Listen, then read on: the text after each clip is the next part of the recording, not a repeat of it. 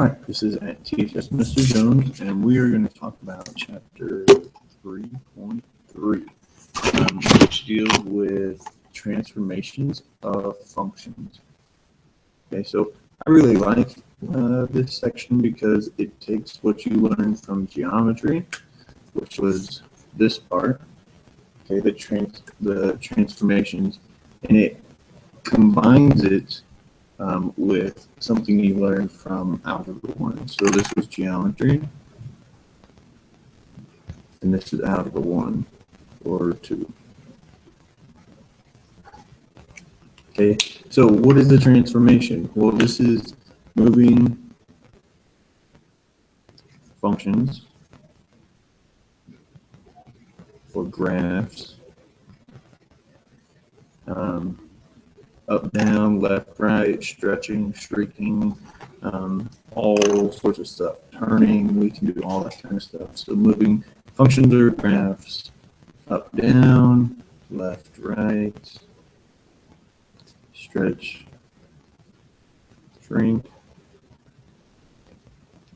turn, etc. Okay, all sorts of stuff. So the first thing we're going to talk about, and we're going to talk about all the parts separately, and then I'll bring it together at the end. So the first kind of thing I want to talk about is if you take your function and you add a number or subtract a number to it. So this may be something like if I have f of x, which in this case is your parent function. Okay, that's your parent function. So let's say this equals x squared plus 2. Okay, so f of x, my parent function, is actually x squared, and then the plus 2 would be the c in this case. So what this part does is it is going to move it up or down. So it moves up or down depending on what c is. So if c is positive, it goes up, and if c is negative, it's going to go down. Okay, so notice this is outside of my function, and we're moving up and down in the y-axis direction.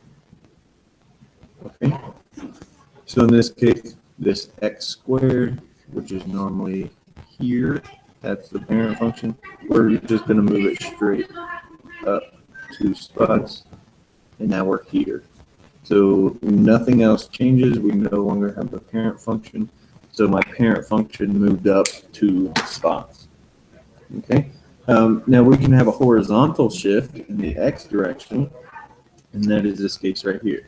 So notice instead of c being on the outside of my function, c is now on the inside of the function. So just to make things easier, I'm going to use x squared in this whole pre-video here.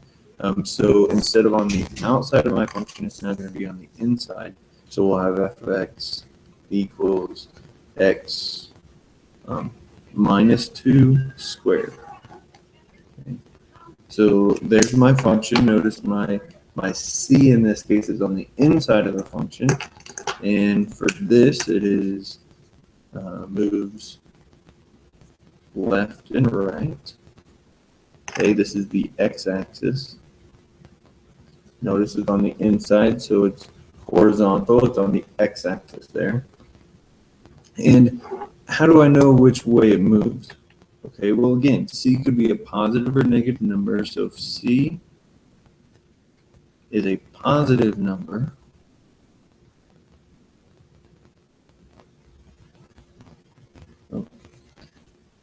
and if c is a negative number. Okay, so if c is a negative number, it's going to go right. And if c is a positive number, it's going to go left. Okay, it's kind of the opposite of what you would think of. So in this case, it is actually going to move to the right 2 spots. Okay, c is less than 0. I think of this whole number as the c. So c is less than 0, it's going to move to the right. So if we start with our parent function here, which is right there.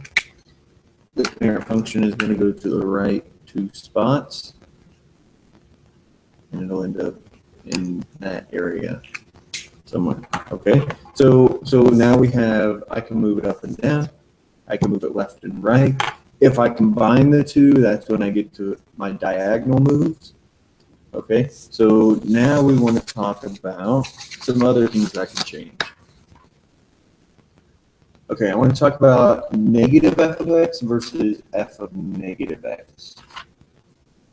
Okay, now I said we could do some reflections and some turnings and all that kind of thing. So if we have f of negative x, so this is when it is on the outside, when it's on the outside of your function. So I may have f of x equals negative x squared. Okay, and this is when the x on the inside of your function is negative. So maybe f of x equals negative x squared, something like that.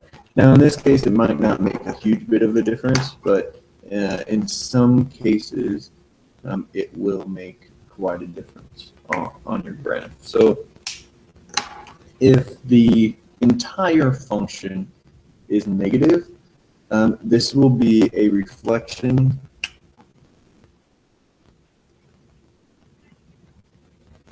over the x-axis.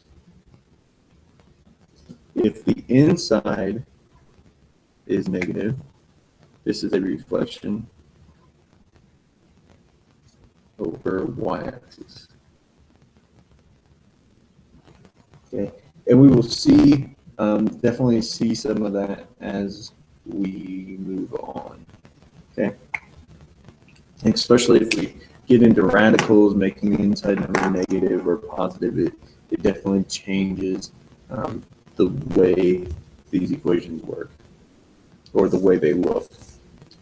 Okay, so CF of x. So this is like saying,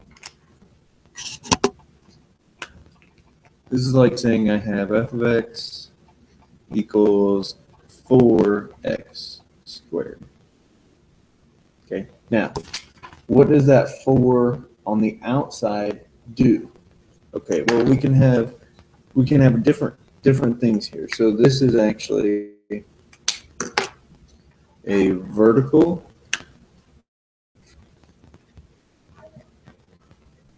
stretch or shrink.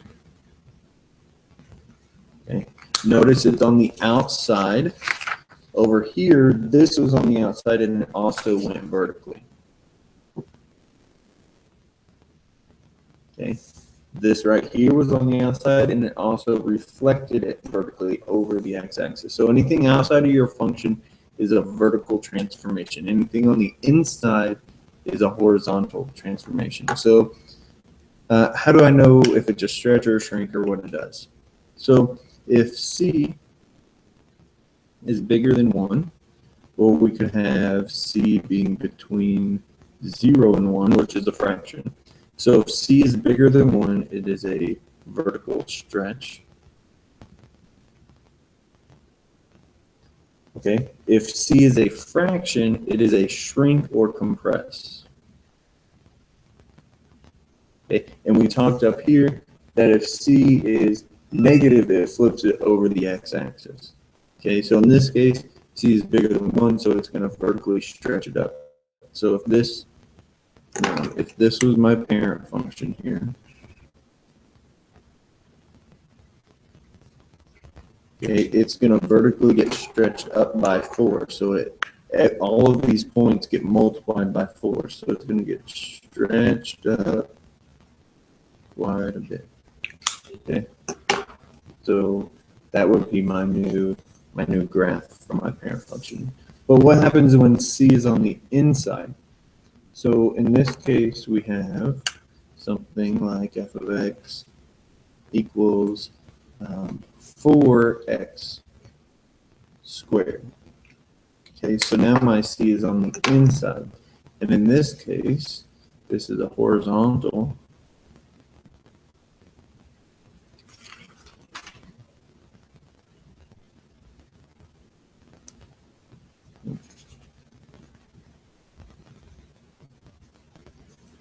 stretch, shrink, or compress.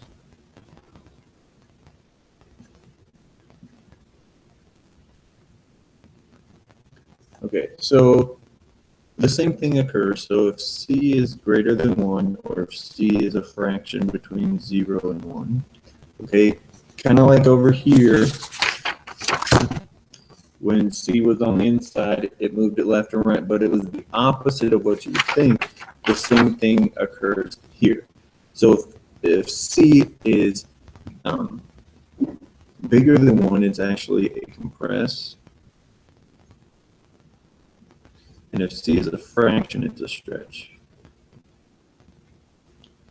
Okay, now these horizontal stretches and shrinks we don't deal with a whole lot, but they are good to know. So this was my parent function.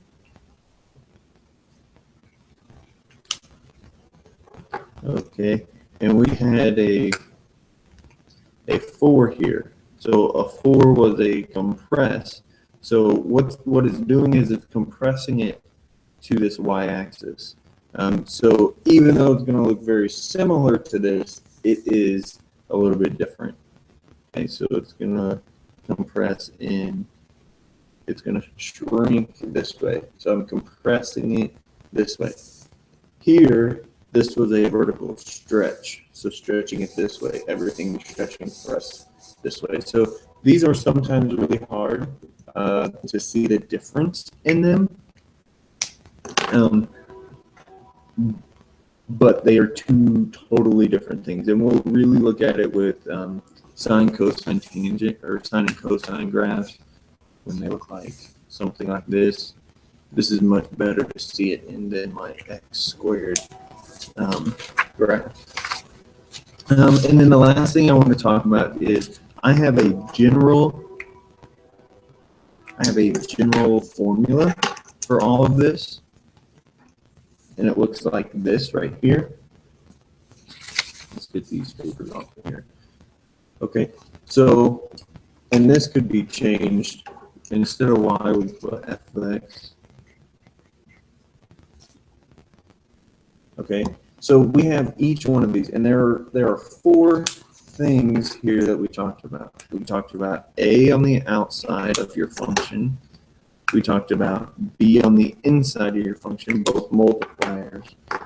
We talked about h, and we also talked about k, okay, and what each one of those does. So, in fact, this part right here, that would have been k. This right here, I probably should have used h. That's what I refer to. This is part of A and B. This one would have been A, and this one would have been B down here. Okay, so I give you one formula to use for all of them, and I actually have a really horrible song that I will link right here. Note that I'm not a singer, and it's kind of bad, but I think it'll help understand what each letter is. I'm going to give you these lyrics in class. They're kind of a long song, but we'll go over these lyrics in class. We will sing the song in class to what each one of these does. So here's a link to the song. We have our video questions. So give the general transformation function and what each letter does. What happens to this parent function in this equation? How does a transformation change the domain and range? Okay, and then here are your suggested problems. I got a true-false question right there. So if you have any questions, let me know. And don't forget to watch the song video, and then here are right there, I'll link your lesson examples. This is at THS Mr. Jones signing off.